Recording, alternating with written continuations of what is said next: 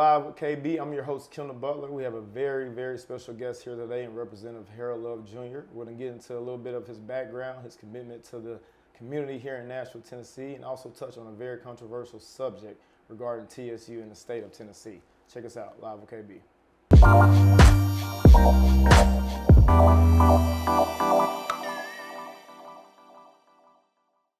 Thanks for joining me today, Representative Harold Love. I know you got a busy schedule, being a pastor, state representative, so on and so forth. So before we start getting into what we're here to talk about, I want to give people a little background history of you, where you're from, where you grew up at.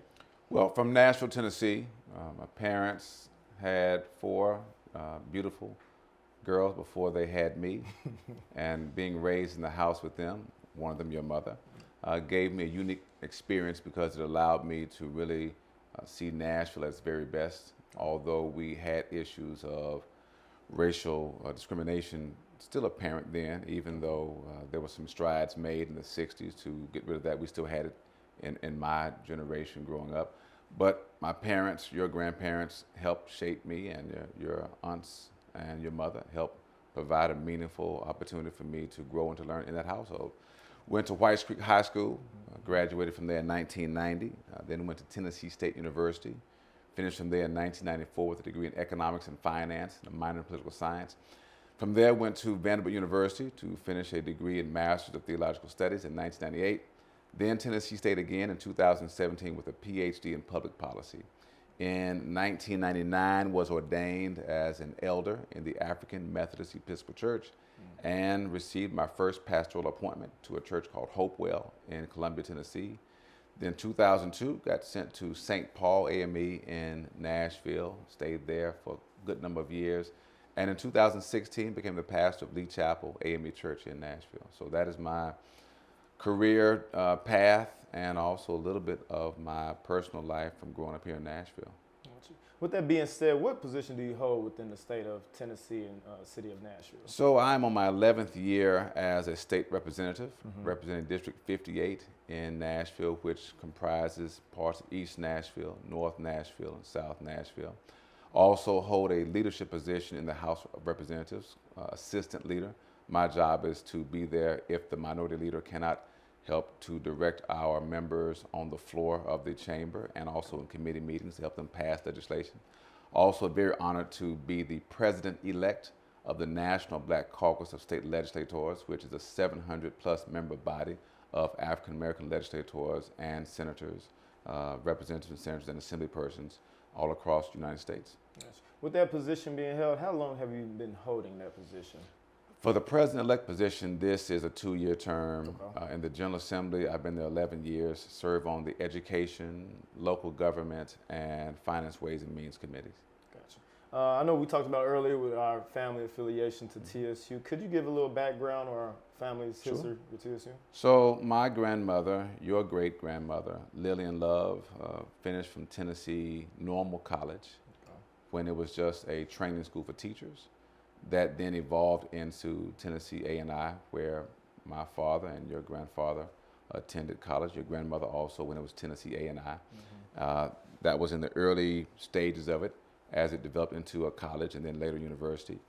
Your grandmother, my mother, worked at Tennessee State for 57 years, 10 years teaching mathematics, and then 47 years directing a pre-college program titled Upward Bound, which comprised of a trio program: Student Support Services in college, Upward Bound in grades 9 through 12, and Talent Search in middle school. So of course, my sisters all went to Tennessee State. I went there, graduated in 1994. Of course, you graduated from there. So our family has a long history of being enrolled and working at Tennessee State University. My father's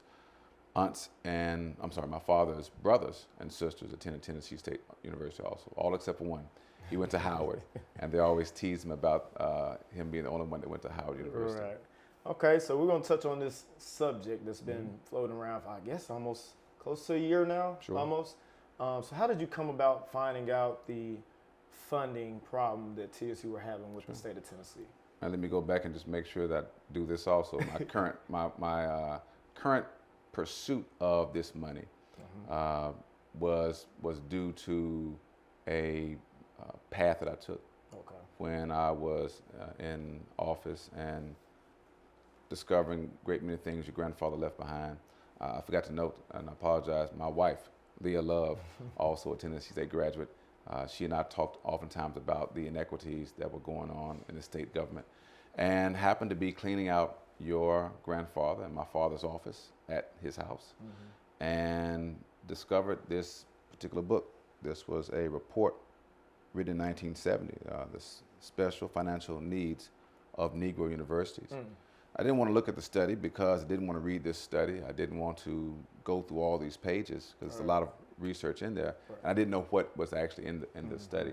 But while I was having questions about TSU's funding, I had a conversation with Dr. Glover and Dr. Reddy, who was the Dean of Education, Dean of Agriculture at Tennessee State. And I asked them, were there any issues with the state? And they both said that Tennessee State was not getting its state matching funds for the agricultural programs, which was a surprise to me because I knew that your grandfather had been working on that since the 1970s. And to discover in 2013 at that time, they still weren't getting it. So then began to do research and to look at documents that would lead me down the right path, and discovered that for a number of years, Tennessee State had not received its matching dollars. And then wanted to delve deeper into it because I figured that there may be a larger chunk of money missing. Went to our legislative library, which is in Cordell Hull building, which is our office building, and began to look through the budget books from 1957 forward. I knew then there was a huge amount of money that was missing, and that began the path of pursuing the money. After George Floyd was murdered, many of us in the Black Caucus were very concerned about the plight of African Americans in this state. And Speaker Cameron Sexton asked many of us, why are you all so upset about this? What's going on? We know what's happening in George Floyd's murder, but how does that affect Tennessee? How are African Americans been treated wrong? So, of course, said Speaker, Tennessee State University still has not received its equal state matching dollars from the state of Tennessee. He then appointed a committee and asked me to chair it and to dive deep into these issues. And so from 2020 to 2021, the committee I chaired studied the underfunding of Tennessee State. Gotcha. So with that being said, so it's safe to say that something alerted you very early on, that there was a problem going on with the underfunding of TSU, with the state dollars, and that kind of led you on a particular path to kind of find out what was that situation. It was a conversation. Dr. Glover and I talked, and she discovered that in 2013, they had not received the match. So when I investigated that, then it's like pulling a string on a sweater, right? Once you pull that first string, you then unravel the whole thing. And so once we identified that the match was not being made, then I very strongly and vigorously pursued getting the state matching funds. And for those who may watch this, there are what we call capacity grants to increase research, teaching, and cooperative extension, which is taking what is taught and learned at the school out to the general public. There were grants given to Tennessee State and to University of Tennessee at Knoxville. There's a requirement that the state would match the federal money that comes down. And for Tennessee State, the federal money kept coming down, but the state money was never matching it. In order to keep the federal money, they had to have a state match. And so Tennessee State was actually putting up that match when the state would not give it to them. And so this kept happening over decades. And so once we discovered that there was not a state match, we worked very vigorously. And in 2016, Tennessee State did receive its first recurring state match. And going forward, they have received it ever since then. But we knew there was more money beyond that, because I said, listen, if they hadn't received the match the last 10 years, that's adding up, obviously. Then I wonder how much is it for the last 40 years. 40 years, right. Can you provide some background information on how you introduced this situation to the Tennessee legislature, if you did? Yeah, it was actually one of the situations where every committee where we talked about education funding, I would raise my hand in the committee. I said, Mr. Chairman, let me raise this point. We're talking about these dollars for this program. Tennessee State still hasn't gotten this match, right? And so I kept pushing that narrative. One particular day, as we're on the House floor discussing the state budget, we're discussing this new proposal called the Focus Act, which is designed to create an independent board for all the universities rather than have them all be under the Tennessee Board of Regents. So that particular day, I got the microphone and I held up this book. I began to read from it. and I read all the requirements that were supposed to happen about how the Secretary of State was supposed to send to the Secretary of the Interior in the federal government a report of the division of money. And I began to read this report, and at that moment, I remember very much like it was yesterday, the chairman of education came over to me. He said, "We get it. All right, we're gonna take care of it." And that was for the state match. Right. And they said, "Listen, we're gonna put it in the budget. We're gonna take care of it." And that year, Speaker Harwell, to give her credit, she then put the money in the budget that year for Tennessee State's match going forward. And so that was the first time in 2016 that we were able to actually get the match in the state budget. And then going forward, we said, let's dig some more. Yes. So I want to say, give you guys your flowers. Congratulations on you guys, the team, everybody that worked with you, and other people involved. Just want to say, good job, because I mean, I don't think this would have just popped out of the air. Sure. You know, so it took people to want to be out there on the front line to make this thing happen and make it be nationally known. So I just want to say, congrats on you guys and making that happen. With that being said, what is your opinion on how this was happening over all these years, decades, if you might add, and then also touch on how they kind of plan, if they do have a plan, to distribute the money back to TSU? So let me note that this report of your grandfather's was in 1970. Okay. And even then, he'd proposed that it need to be a reevaluation of what Tennessee State was receiving. The legislature did not act on it. And so for me, it was very personal to finally bring this home and get it done. Right. So after we identified the $544 million that Tennessee State had been underfunded, the key was how then to get that money back. At that moment, we charged the Higher Education Commission and Tennessee State University and the Commissioner of Finance and Administration to find out what inequities existed that we could physically put our hands on. And for us, that was deferred maintenance. And so we had discovered then Tennessee State had about $318 million in deferred maintenance on the campus. This came about because TSU didn't receive its state matching funds. Right. It had to put up those matching funds. And as a result, they had to pull from other areas to keep the programs running. Right. One of them was building maintenance. So we then approached the governor about how we could get this fixed. Black caucus members and myself in conversation with the governor and going back to Dr. Glover and saying, listen, if the governor's saying, here's his proposal. So we pushed and pushed and pushed and got the governor to include in his budget $250 million, not as a settlement, but in a lawsuit. So it wasn't a settlement, but an initial payment to then start the process of rectifying the deferred maintenance on Tennessee State University's campus. So I want your viewers to understand, this was not a one-time thing. Right. It was not a settlement. It was an installment to start the process of working on deferred maintenance. Now, as of last Monday, the Department of Agriculture and the Department of Education at the federal level released a report, as you know, that says that Tennessee State and 16 other land-grant universities were underfunded for a total of $13 billion, with Tennessee State individually being underfunded for about $2.1 billion. That's a different pot of money. This is just basic state appropriations. And so I liken it to this. So folks say, well, what's the difference, right? It's a big difference, too. The difference is this.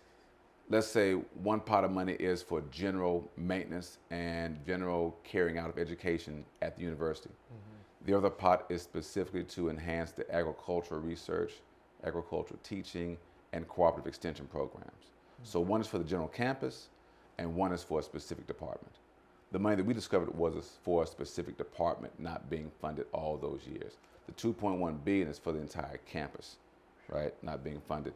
And we try to educate folks to say this is the difference, right, that there are two different pots. They're both underfundings, but one is an example of where, I use this example, let's say you have two houses, and you have two people living in those houses, and you own both houses, and you promise to maintain the yards of both houses. Imagine that you live in a house and I live in a house.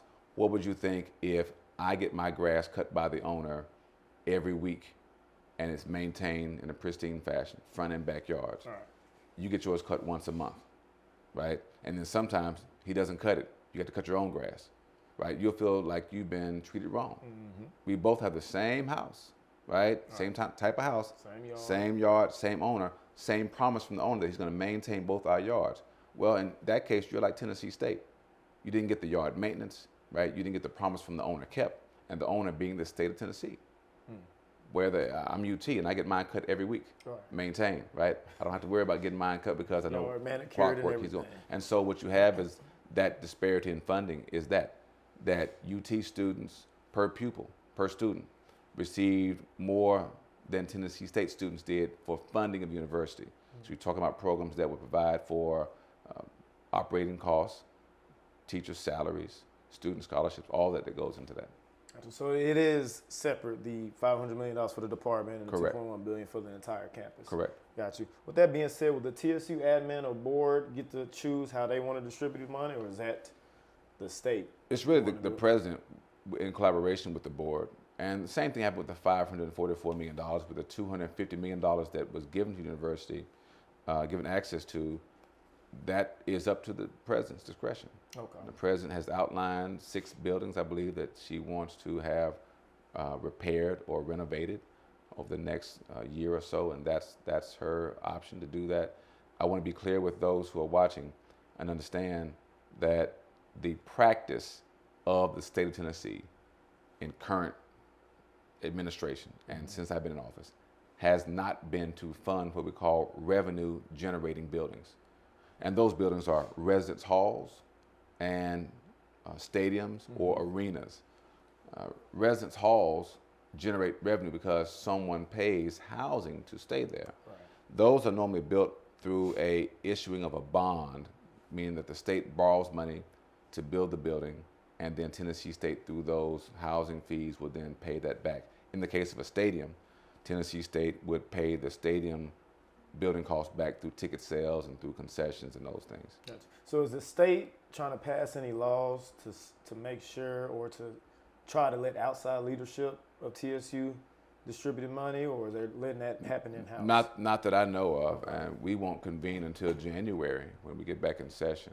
So the current leadership is Dr. Glover, and she'll be there until she retires, May of 2024. Gotcha. With that being said, talking about the resident halls, right? So we know this past year, there's been a surge in student population, right? And so a lot of things have hit the news about campus, kids having to stay off campus, staying at the hotels. So, and what you're saying, so those resident halls cannot be updated, but can they start building new resident halls to add on campus? They can start building new residence halls, and it's not that they can't be updated. It's just that money that is currently allocated, the state of Tennessee's practice is not to give money, like, just say you can use $100 million to build a residence hall. That's different from saying you can use $100 million to build an engineering building or an education building.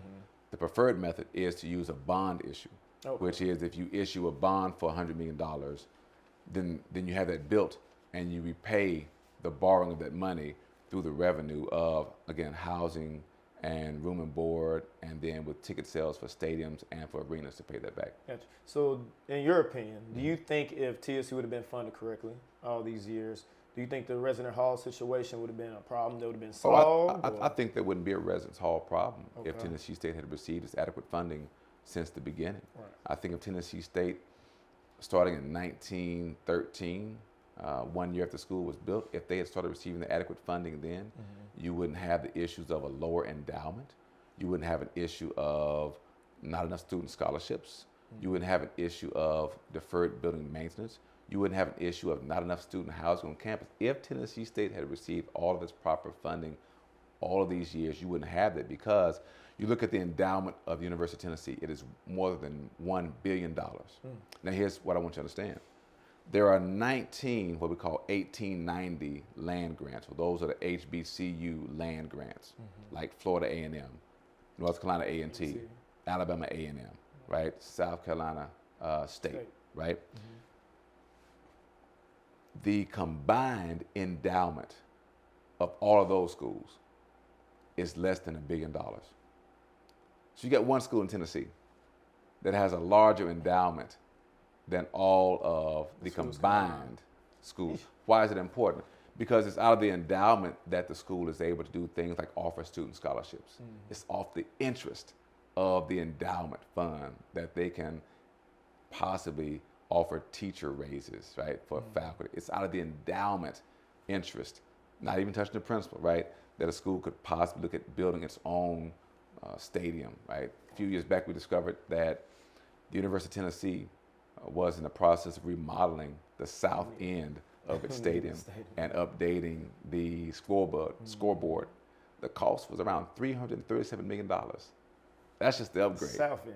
The south end and a scoreboard, right? Now, let me be clear. This is not TSU versus UT, right? This is just saying that the funding that should have been to Tennessee State was not given there, just like the funding to Alabama A&M, the funding to Kentucky State, the funding to North Carolina A&T, right?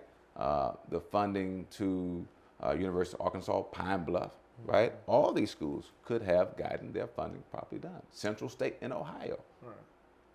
At this stage of the process, are you involved in helping other HBCUs find out their budget crisis within their own state? Glad you asked, because I worked with a group called, the name of the group is E Pluribus Unum. Okay. And it's the Unum Fund, UNUM. It was started by Mitch Landrieu, who was former mayor, I believe, of New Orleans. Okay. And he was interested in increasing equity among people in southern states. And they asked each of us who were part of the new fellowship to come in with a project. Out of my conversation with them, they've now developed a toolkit which helps these other HBCUs get started in their process to uncover the documentation. See, the key to it is you must have documentation that shows the discrepancy in the funding. Like in 1917, the state of Florida drew down $645,000 for its various public schools. Well, their flagship their flagship land grant received $200,000, and Florida A&M received $25,000. It's those kind of documents, right? That they need to have to track that money down. But I have been helping a few of them get on the right path to do that. Okay, that's good to hear. So there is a plan to there is a step-by-step process to give to these other HBCUs to say, hey, if you follow these steps, if you have documentation, you can then, go to the board of your state and do X, Y, and Z to kind of bring it out to the public. So like in Maryland, the University of Maryland, Eastern Shore, they're a land grant, and they have not achieved equity in their state match yet. They were part of a lawsuit that was just settled 3 years ago, but it took 15 years to settle. And it awarded $577 million to 4 HBCUs, split between the 4 of them over a 10-year period. And so they're getting a little bit under $10 million each every year to plan and to do repairs on their campuses. Okay. As we stand in today, and with all, we get different reports that hit the news network, different updates.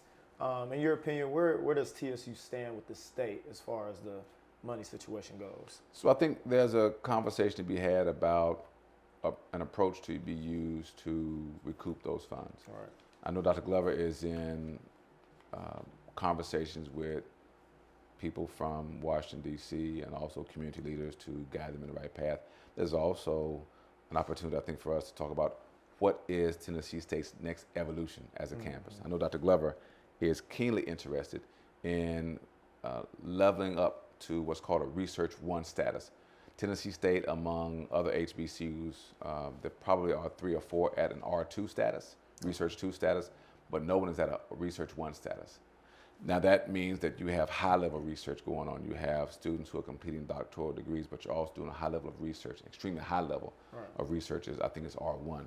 And you could see, a situation where maybe some dollars go toward that, because in order to be a Research 1 institution, you must have increased faculty. You must have them doing research. You also must have smaller pupil to teacher ratio or student to teacher ratio.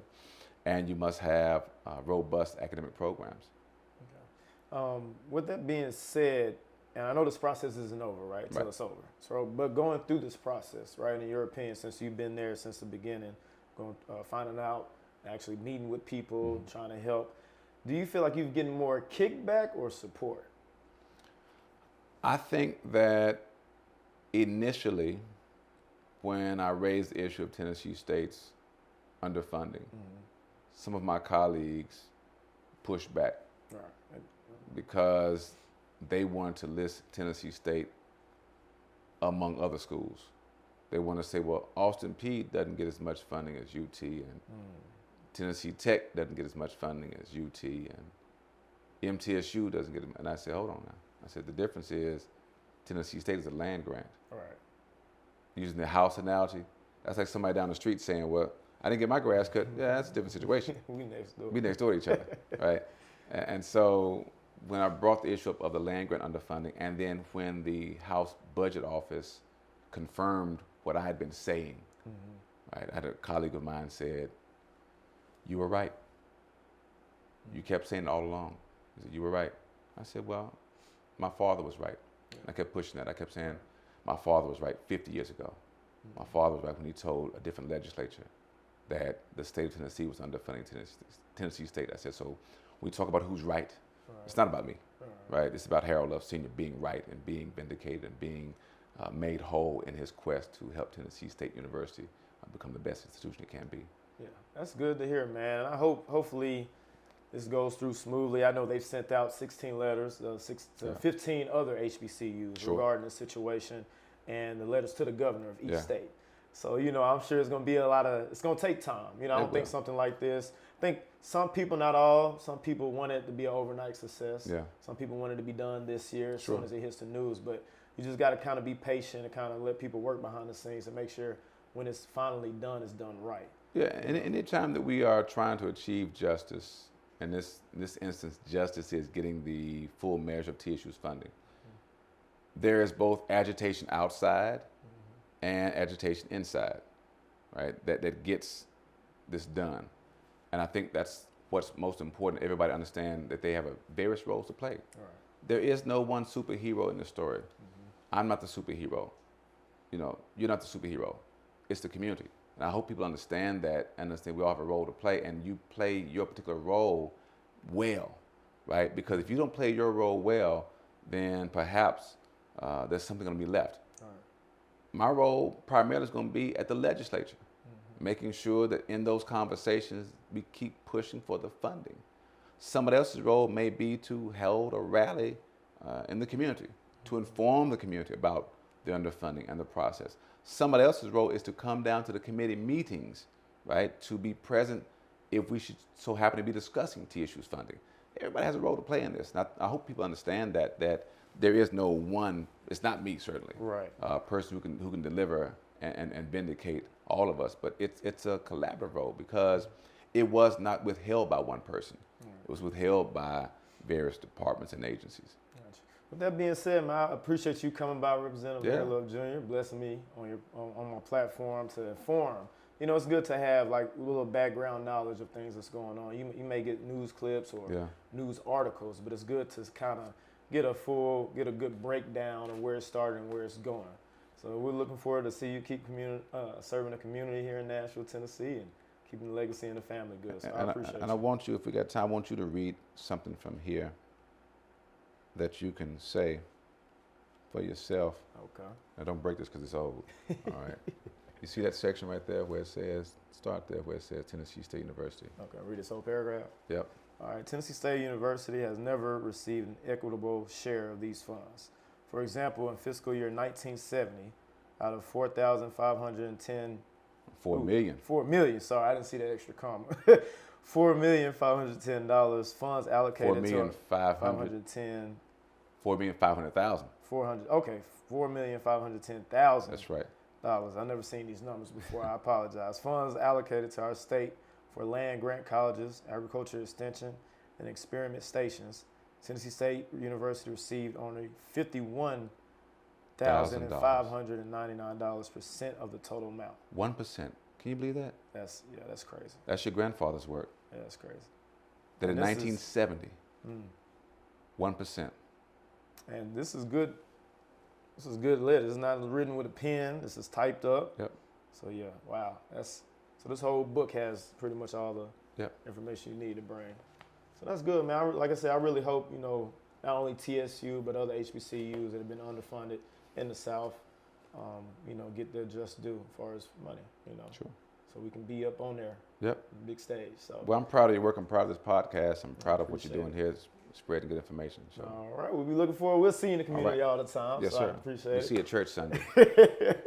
All right, guys, thanks for joining me. This is Kendall Butler here with Live KB. Thanks for my guest, Representative Harold Love Jr.